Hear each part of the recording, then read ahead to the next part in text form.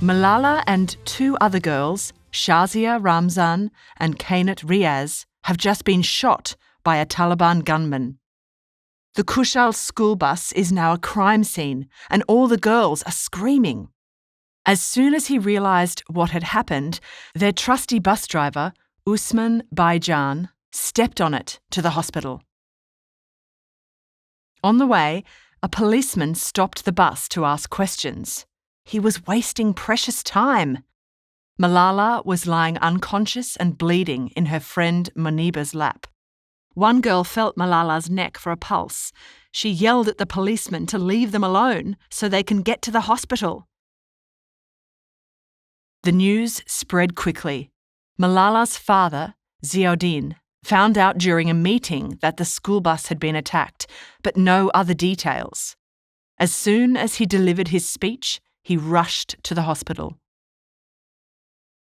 When Ziauddin saw the crowd outside the hospital, he knew Malala must be inside. He rushed in to comfort her. Although she didn't open her eyes, Ziauddin sensed her responding to him. It was a beautiful moment of relief. The doctors told Ziauddin that Malala had been shot in the head, but miraculously, the bullet hadn't touched her brain. It had passed through her forehead, but she wasn't out of the woods yet. The two other girls had been injured, but not critically. Thank goodness those Taliban goons were sloppy assassins.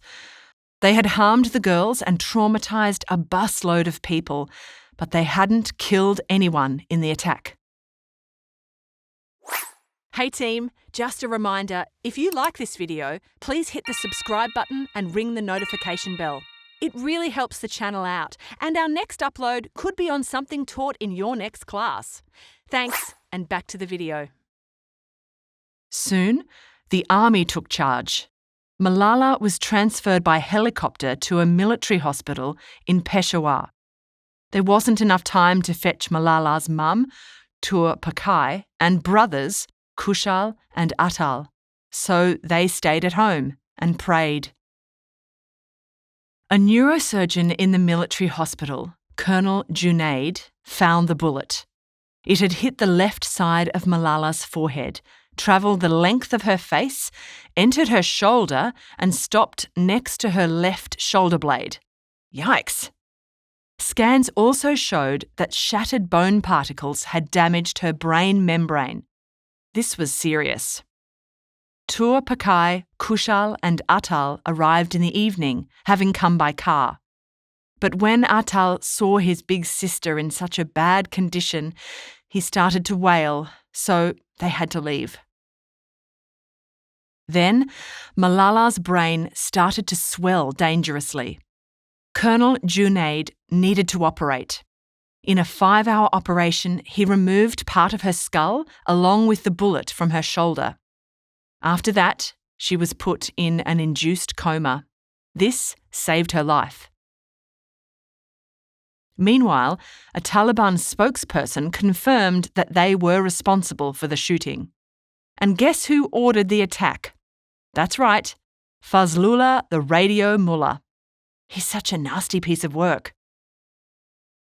A short time later, two British doctors, Dr. Fiona Reynolds and Dr. Javed Kayani, were invited to assess Malala. They were not happy with what they found. Malala's chances of recovery were slipping due to mismanagement of her aftercare. She was deteriorating again, and Ziauddin began to lose hope. At this point, even Colonel Junaid told Ziauddin to pray. Dr. Fiona was about to fly back to the UK, but she returned to Peshawar to check on Malala. The hospital staff hadn't made any of the changes she'd recommended, and Malala's organs had started to fail. "Get to the chopper!" Dr. Fiona had Malala airlifted to another military hospital where she received better intensive care. Finally, Malala stabilised. Phew. Back in their hostel, Malala's family felt incomplete, especially at mealtimes. After avoiding the news since the shooting, Ziauddin finally opened a newspaper. He was struck by the international outcry over the attack. President Obama had labelled it reprehensible and disgusting and tragic. But some reactions in Pakistan's media were not so supportive.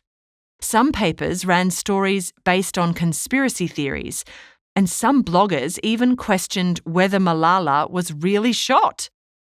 You can't win them all. Soon, offers of overseas treatment poured in from the US, Germany, Singapore, the UAE, and the UK.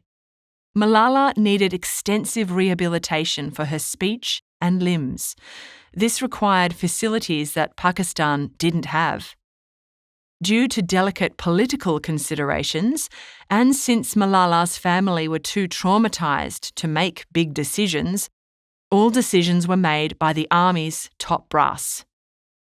General Kayani felt that the UK would be the best option, so arrangements were made to transfer Malala to the Queen Elizabeth Hospital in Birmingham. Then they hit a snag.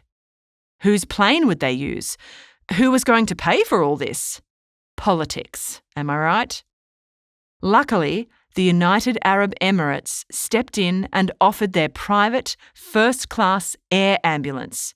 It even has a mini hospital inside. How cool is that? Ziauddin was meant to go with Malala because she was a minor, but he decided to stay in Pakistan while the family's passports were being organised.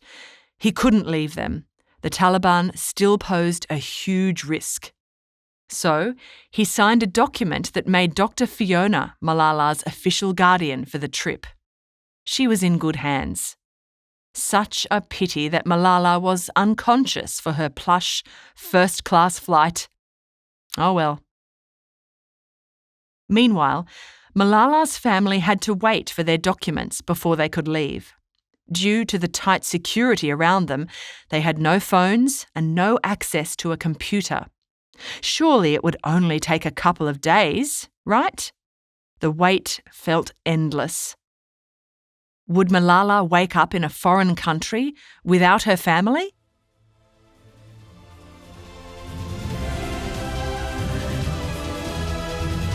We hope you enjoyed this Schooling Online production.